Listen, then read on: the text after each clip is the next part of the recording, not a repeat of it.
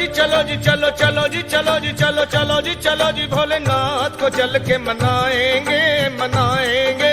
चलो जी भोलेनाथ को चल के मनाएंगे मनाएंगे। चंदन फूल और फल से पावन गंगा जल से ओ चलो जी भोलेनाथ को चल के मनाएंगे मनाएंगे। चलो जी भोलेनाथ को चल के मनाएंगे मनाएंगे।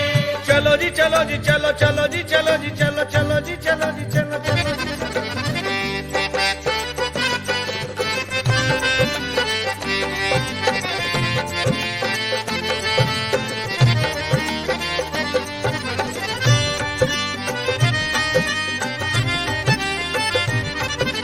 बोल बम बोल बम बोल बम बोल बम बोल बम बोल बम बोल बम।